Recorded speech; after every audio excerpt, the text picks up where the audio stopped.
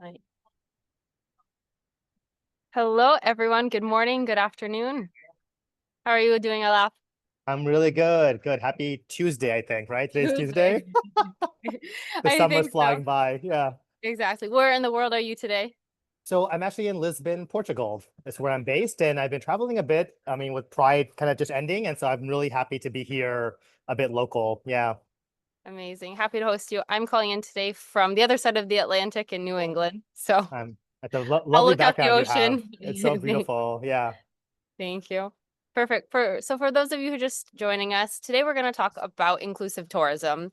And as you can see by the title, is global tourism inclusive in 2025? Any short answers right now, Alap? Yes or no's? Yeah, it should be, and it can be. It should be, exactly. Perfect. Feel free to introduce yourself to kick it off. Yeah, thank you. So my name's Aalap Shah. I'm a consultant and I work with a couple of different organizations, often in this intersection of the power of inclusivity and social sustainability and what it does for businesses. I work with the UN, I work with nonprofits, and in this example, I'm working with Queervadis and Sonders and Beach, and they do a lot of partnerships with hotels, DMOs in Europe and internationally to think about what it means to build a business case and an economic advantage around the social inclusion argument. And it's really beautiful to see when you have this type of partnership and engagement and what it means both for the tourists, the customers, and the bottom line. So I'm really happy to be here. Thank you so much. Amazing. No, thank you for joining us, and I'm excited to kind of get your input also kind of from Yeah. the other side. We take it, obviously, I'm Hannah Babineau with the Data Appeal Company. So we support a lot of destinations and hotel chains, really from that kind of data-driven point of view, helping them really assess their territory or their brand to understand forward-looking what they can expect in terms of the visitor arrivals, but also that real-time and historic data to understand, what are spending patterns, what events are upcoming, what is the sentiment and the experience like of their visitors and of their guests, so they can plan better, make more strategic data driven decisions to have more inclusive, efficient, and sustainable travel. And of course that is essential for them to share with their local businesses. Just because I always say no destination is an island, it's really important for them to work with their local operators, but also with their shareholders, so everyone is aligned and has the same goals moving forward. So let's jump into it, I guess. We're going to talk about inclusive and LGBTQ tourism, which is a huge and growing industry. In fact, it's currently valued over $200 billion, according from a recent study from the IGTLA. So, huge industry and growing. I don't know, Alap, any kind of trends that you're seeing or? I mean, yeah, I think the reality is like, especially since 2020, in the past 5 years, well, we know again, it's been true for a long time. The LGBT community often is the beginning of a trend. They're the ones who you often see and you want to kind of track a little bit because what happens is they're the ones who are the early adopters.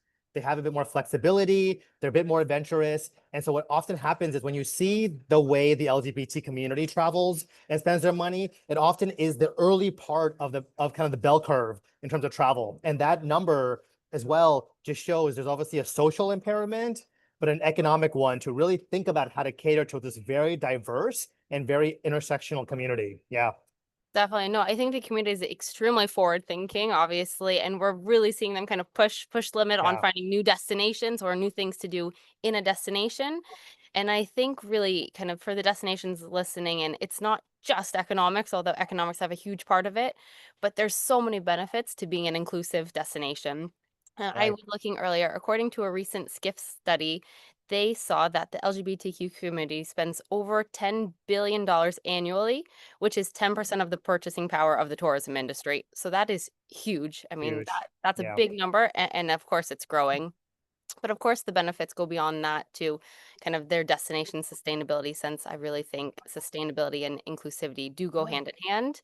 Increasing sentiment scores, tourism satisfaction. So the happier your travelers are, the more likely they are to leave a review. More people read those reviews. We've seen about 90, I think 8% is the current number of people will read reviews before making their decision whether to travel to a destination, book a hotel, a restaurant. So really kind of this trigger effect, it goes tenfold, but of course that helps, repeat business and loyalty. It also helps kind of with things like risk mitigation. The more you can differentiate your destination and your offering, the more resilient that your destination will become. But of course, opening up partnership opportunities with companies like Sonders and Beach. I know there's so many emerging companies out there. We saw that at ITB Berlin this year. There's Yeah. so many new startups in the space. And that, of course, goes into things like economic development and cultural enrichment. So we have a couple examples here. I'm excited to share. We recently launched a new kind of LLM that essentially reads through all those reviews for any destination in any industry. So we're going to look, for example, in Sacramento, California, to see what people think about LGBTQ related activities, if there's certain neighborhoods and businesses that align better with the values and that are performing better for this community. So we simply ask kind of our new chat, what do people think about kind of the gay friendliness and LGBT community within Sacramento? And you can see it's analyzed over 2,500 reviews, showing that there are certain venues that are identified as LGBTQ friendly with very strong sentiment scores. Some even go to say it's a premier destination for the community with a safe, welcoming environment. So these are the type of insights that are so important for a destination, especially maybe the smaller to medium ones that might not have budgets for pride events, things like that. Anything you wanted to add here, Aalap? Yeah, I mean, I think this really just shows that it just takes one step to kind of move things forward.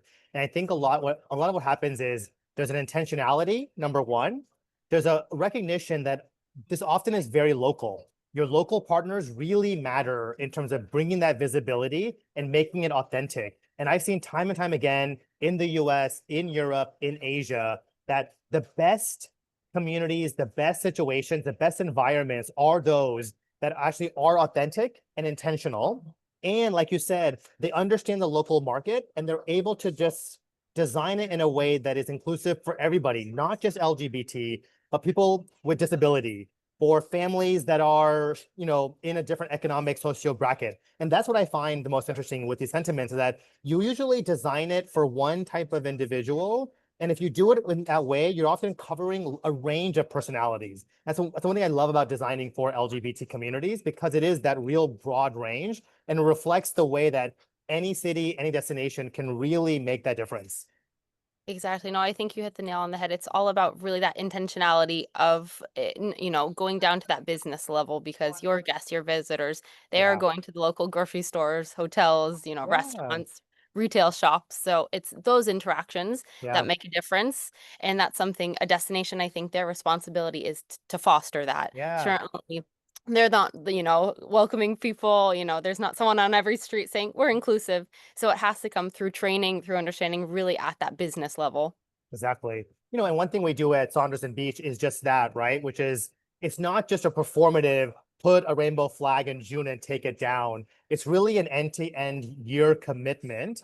That means the training of the staff, looking at the supply chain, and thinking about exactly every moment that matters. And again, we look at the US right now, and there is kind of this pullback, political and social kind of undercurrents, and a pullback of DEI. And what we've seen is that the small and local businesses are the ones that have really stepped up. And they're the ones who are much more invested in those communities, invested in the people and the economies. And I think much more sustainable. And that's when you really see a differentiation from the ones that are just pinkwashing or just doing it for the name, but are really doing because they have a real commitment. And that's when you see a lot of travelers will flock there because they can smell the difference between someone just putting the rainbow sign for a month and someone who's really invested through the training, through the marketing, and through the hospitality. Definitely. No, I think inclusivity is really a grassroots kind of effort. It doesn't Yeah. happen, as you said, putting, a rainbow sticker on the door or changing the LinkedIn profile for a month. It's, Yeah. how are your local businessmen and women really understanding the dynamics and the needs and, the nuances of, certain communities, whether it's expectations when they're traveling or, certain things for them as they're going. Yep. I'll jump quickly just to kind of go back more to the social and economic impact of some of these big pride events, because we're seeing a huge growth of the community across Europe. So the first one, probably if I could say one of the most well-known, is the one within London. And you can see this has a huge impact on the city. In fact, it's the third largest Pride event in the UK with predicted attendance over 1.5 million. That is huge. That is a huge boost for the local tourism economy. With predicted spending, you can see of 141 million. We can have a breakdown here also between hospitality, food and beverage, and transportation. One that really sticks out to me is this food and beverage of almost 100 million. I mean, that is crazy. I mean, that is a huge opportunity for restaurants, bars, local pubs, cafes to Yeah, really kind of jump on the Pride event. And as we said, really make sure their operators are trained correctly and really leveraging some of these Pride events. yeah, We have another one here for Madrid, a little closer to home for you, Aalap. Again, this yeah. over 200 million expected attendees. And we also wanted to highlight here, it's not just kind of dollars going in the local economy, but we can see here the impact this had on the hospitality industry. So here we're seeing the minimum, maximum, and average prices for accommodations, and you can see that they are between 14 and 21% higher during the Pride event than last year at this time when the Pride event was not happening. What that means is predicted spending over about $110 million throughout Madrid. And you can see this event is just a week long. So, Yeah. that's a lot of money going in. And I think destinations really also have the opportunity to kind of leverage that shoulder side, if you will, like get people in a couple of days before, try to Yeah, keep them in after. Again, putting more money back into the local economy. yeah. And one thing to add to that, I mean, I know the folks who kind of helped organize Madrid Pride, and it wasn't an overnight success. It took many years of just small partnership work with the government and thinking through how to do that marketing. And now Madrid Pride is really known as this global destination. People come and then they go to one of the islands, they go to Barcelona, they go to other places. And so you're also seeing that kind of the smaller cities, the smaller destinations also getting the impact of people going from Madrid but staying longer. And so you're really seeing that kind of concentric circle of engagement as well. That's amazing, that's Yeah. amazing. Another one that I think has really kind of boosted their efforts is in Stockholm.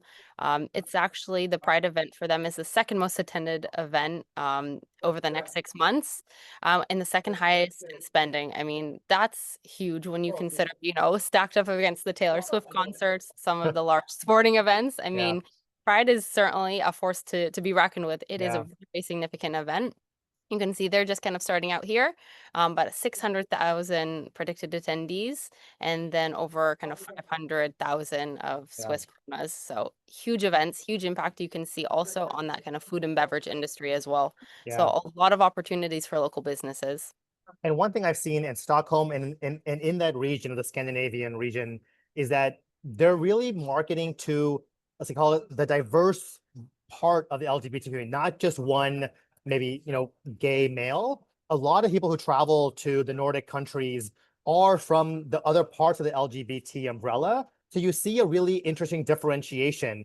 You get more money for your marketing dollars because you're targeting lesbians, families, trans, non-binary, and they're often traveling to this part of of Europe for different reasons than maybe where a gay man may travel. And so again, you're seeing this kind of nuances of how to stand out from your competitors, how to think about cultivation of a disparate and diverse community. So I think I've been seeing a lot of success in that region in kind of, yeah, cultivating and bringing this other narrative when it comes to pride and inclusivity.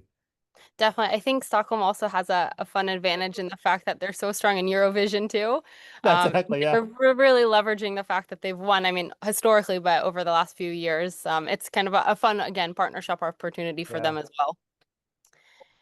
And then here are just some other stats. You can see also places like Berlin, Rome. So it's really not a one size fits all. Any country, any size city can adopt some of these events. And you can see they might not be the big ones in London, Madrid, but you can see respectable sizes in Rome with over 200,000 people spending over 12 million. So certainly if maybe the destination might not be as known for inclusivity, there are, it's never too early to start. Yeah. And I think that's really kind of the point we want to hit home. You're not too small of a destination, you're not too small of a local business. There's always kind of that starting point, and I think you hit the head. Madrid, Yeah. it took a couple years for them to really kind of get up and running. Absolutely. Yeah. So let's go, and I have a couple questions for you, Alap, and your Sure. expertise. Yeah, of So I'll course. show them here just so everyone can read them. So the first one is that our data shows a marked increase in the popularity of pride events across Europe, Hmm. not only within the LGBTQ community, but as you said, again, among families and international tourists. Yeah. So from your perspective, what are the deeper cultural or social drivers behind this trend? Yeah, yeah. So I alluded to some of that in the beginning, and Hannah, all that data, we use it every day, every week to kind of understand some of those trends. So first of all, thank you to Data Appeal and all the ability to kind of get that sentiment, get to the stories. People care about the stories that are within the data.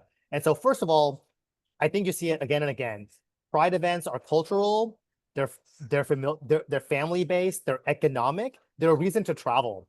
And oftentimes, what Pride does is it signals to savvy travelers this place is open, this place is progressive, this place is diverse. I always say, my sister in law often won't travel to a place that isn't LGBT friendly because she has a gay LGBT brother in law, right? And so you have those ally audiences who are also looking for those key signals. An example I always give with the data we talked about, is actually in Asia. Thailand's a great example. So local LGBT activists partnered with businesses to really push the government to push same-sex law marriages. And they showed data in other countries, and they did some predictive analysis in Thailand to show that those types of laws will actually have a direct potential economic benefit, and the intersection of what it would do of those laws and the hosting of a World Pride in Bangkok, Thailand. So the legalization of same-sex marriage was actually a predictor of boosting Thailand's tourism, I think, by 4 million tourists and a $2 billion estimated tourism revenue. The private sector, local LGBT communities, and the government working together to create inclusive policies and practices, where you see other countries going the opposite way. And you're starting to see this real differentiation around inclusive storytelling, inclusive infrastructure, and the way you can think about making better economic decisions based on it. That's amazing. I love what the fact what you mentioned about the ally community as well. I Oh, think that's what we're starting to see really boost the kind of the sensitivity and people really kind of going that stuff to say, no, I won't travel to this place because XYZ, or I'm interested in traveling to this place because they exactly. are inclusive. That's right. That's right. Second question here. So, Mhm. according to your expertise, how can DMOs leverage this momentum to design year-round Yeah. inclusive opportunities that really go beyond the Pride season? So, not just Yeah. a long, but really part of their kind of year-long value. Exactly. Yeah. And like I said, I mean, Saunders and Beach does a lot of this work. And so we're happy to help partner or recommend another partner that might be good for a better fit for y'all. But I'll say a few things. One is we often work with organizations around building personas. What kind of individual or tourist do you often attract, and who do you want to attract? And often what we see again and again, most of these tourists think about two major factors. One is a values driven approach. They often rank staff training, they often rank a values kind of commitment as, like, really important in the way they make their decisions. And second, again, in this political economic environment, 2/3 of LGBT travelers rank safety as one of the biggest reasons of why and where they travel. And so I think the first idea is thinking about personas and thinking about some type of um, audit, if you will, to look at your strategic and operational changes. So that's kind of one bucket. Second is, like you said, it's not just June. There is an entire year of programming and opportunity to really drive visitors and travelers to come. There's Trans Day of Visibility in March. There's Idahabit, which is the International Day Against Homophobia, Biphobia, and Transphobia. That's in May. October is National Coming Out Day. There's a ton of film festivals. There's a ton of, like, gay ski weeks. There's like family days. So there's actually an entire year of programming if you want to start thinking about differentiating your marketing and bringing individuals in these different off-season programming. And That's last, amazing. we came out with an inclusivity guide, and happy to kind of share it with individuals who want to maybe reach out to me directly. But here's a couple of signs we say to warn against pink washing, right? So again, there's things like focusing only on gay men and not the umbrella of LGBT communities. Thinking about feedback and collecting it not just for your customers, but really thinking about the LGBT customer feedback. Um, Other ones are, saying that everyone's welcome, but not having staff trained on the nuances and the individualities of a trans individual, an individual with maybe who's living with a disability, a family, and the different needs that they're going to have. Thinking about, crisis protocols. So when there are some incidents that do happen, what are the protocols so a staff member feels equipped and prepared for what may happen so that they can do their job in their best and authentic way. So we have lots of ways to kind of make sure DMOs and businesses are not alone and that they do have ways to kind of get that support and training that they need. Definitely. I love that. All right. Next question here. So we're seeing a huge increased shift of tourism and even relocation, which Yeah, is amazing to countries like the Netherlands and Portugal. yeah. So in your opinion, are these short-term trends or something part of a larger movement? It's a really good question. I'll say, like, in some ways, I've been living long enough that you often see these trends go cyclical, and it's almost like an accordion effect. It kind of expands and then it contracts and expands again. What I do see is a few things. One is, like I said earlier, there's a real differentiation. Companies that I work with, DMOs, airlines, hotels, I think they kind of sit in maybe two or three buckets. Bucket A is that maybe they were just doing it in name value and they're not actually, and they use this opportunity to kind of pull back some of their DEI, pull back some of their diversity. And that's a choice. And that's a choice. And there's nothing, there's like nothing wrong with it. I think it's to the detriment of an economic benefit and a differentiation.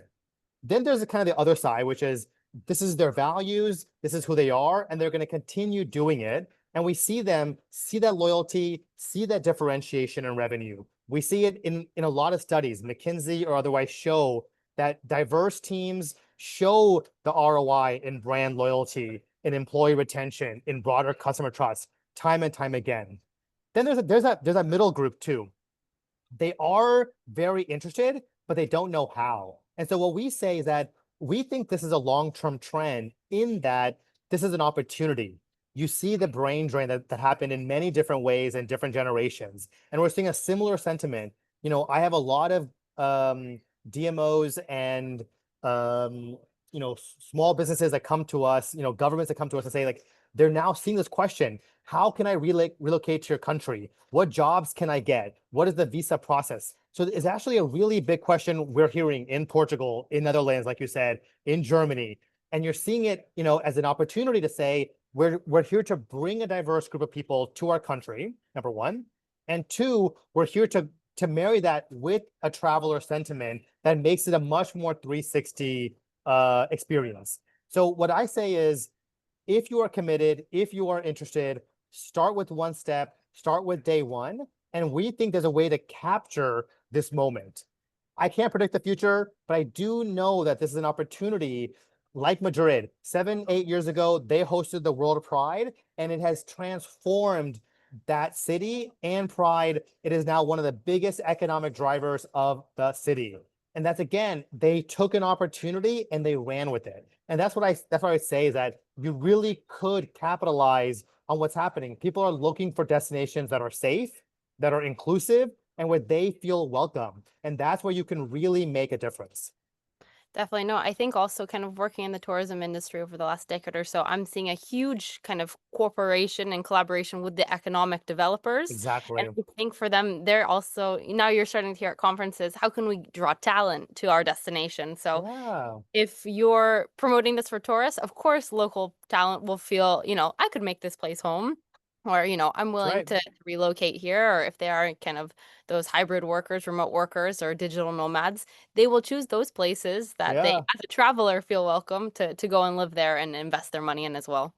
Well, and Hannah, you remember, I mean, at ITB too, a big conversation was it was so hard to find talent in the Yeah. travel industry. Right now, that's been a big, big thing I hear again and again, which is because of some of the restrictions, because some of the challenges and the sentiment of, what's happening in certain governments and certain countries, you're seeing this real challenge of finding good talent in the travel industry. And again, this is an opportunity to think about, how do you work with your local partners? How do you work with the government? How do you invite individuals who are talented and hungry to make a difference to come to your destination and invest with you? in that opportunity.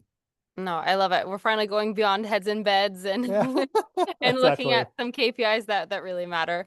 But Yeah, fourth question here, you've kind of touched upon it. There's different kind of critical training protocol you can do, but really what can North American, European, and I'll extend also out to Asia, sure. DMOs do kind of practically, credibly to really Yes. position themselves as safe and welcoming? Yeah, yeah, exactly. So I think I said there's like two different components here to think about. Travelers are much more savvy. They have that data as well. They can Yeah. go on TikTok. They kind of understand how things work. They talk to their friends and family, number one. And like I said earlier, the idea of safety is really becoming a huge, huge thing, not just for the LGBT community.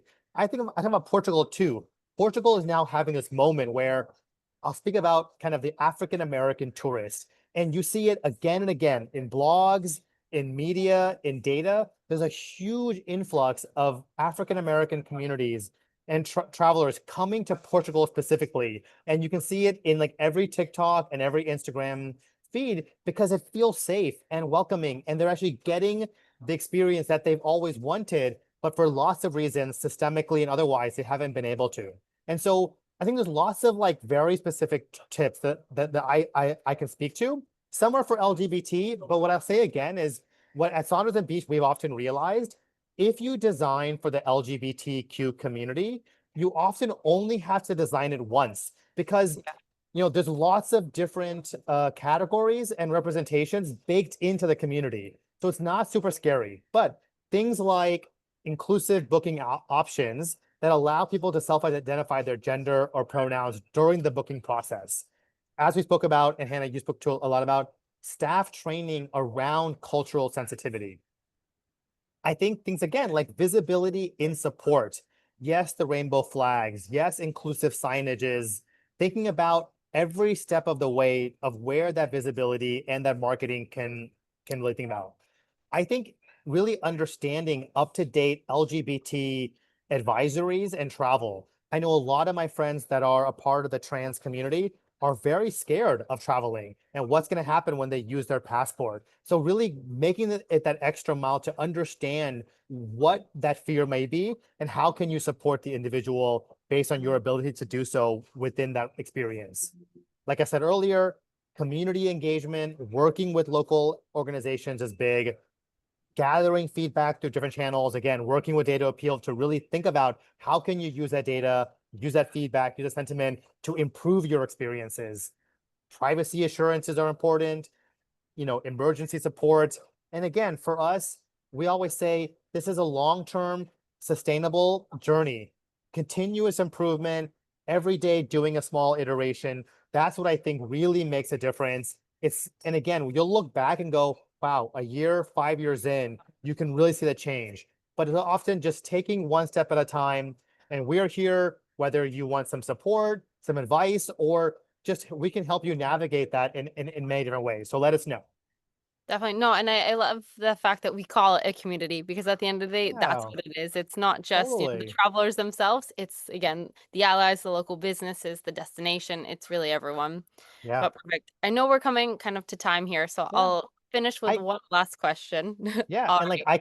I can say longer too. So if people want to Okay. ask questions as well, no Great. problem. Yeah. Yeah. Definitely. Last question, everyone. So if you have some questions for Aalap, please write them in the chat and we'll answer after this one here. So Yep. if you had to identify one key shift My for gosh. the travel trends in 2026, which is crazy, we're halfway there.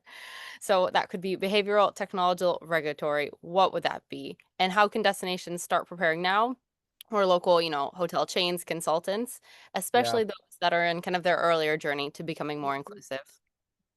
Yeah, I mean, it's a really, really good question, right? What I'll say is that I think like in every part of our ecosystem right now, there's two realities I see. One is things are very volatile. And volatile can be a negative thing, or it can be a reality that there's always going to be changes happening.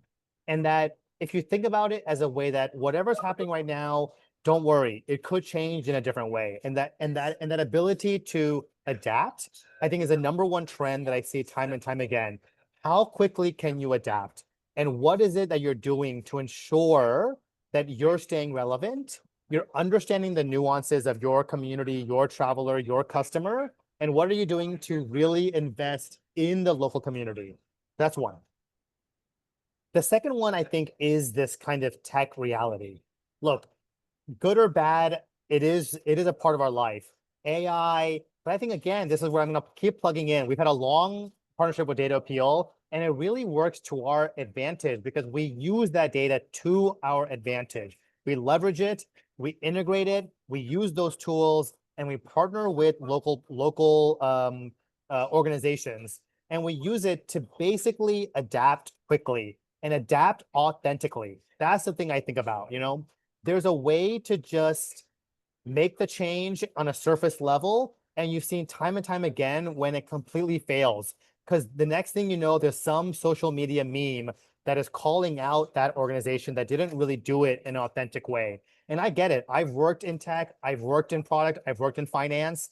So I know that there's a lot of money and a lot of pressure to make those changes, to be quick, to do the things. And when you kind of do it without a lot of, again, authenticity and nuance, you might be on the other end of what you don't want to be, right? And so I Yeah. think, again, taking the time, using the tools and data and validating it and validating it with your local partners will ensure that what you're doing and the changes you make for the inevitable crisis, for the change, for the volatility is done in a way that still honors your mission, honors your value proposition, is true to the commitments you've made to yourself, your team, and your customers, and recognizes that we're in a changing world. And again, I really think good partners is the way to go and being able to adapt quickly and authentically. That's amazing. I couldn't agree more. I guess so.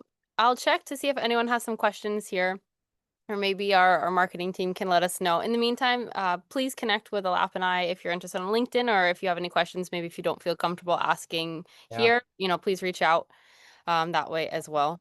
Yeah. I guess. Can you see any questions coming up? Let me see. I don't see anything, but yeah, if anyone wants to raise their hand or Yeah, ask, yeah. feel free to. Amazing. But if not, yeah, I mean, again, we can give Yeah, everyone the time back. I know it's a busy day, and happy to talk offline with anybody who would like some help. amazing. Thank you guys so much. We really appreciate you taking your morning, afternoon, evening with us. Obviously, this you'll get a copy, a recording of the webinar if you want to watch it again, share with your friends. So please let us know if you have any Wonderful. questions. And thank you a lot for joining. Yeah, I thank appreciate you it. so much. All right. All right. Take care, everyone. Bye bye.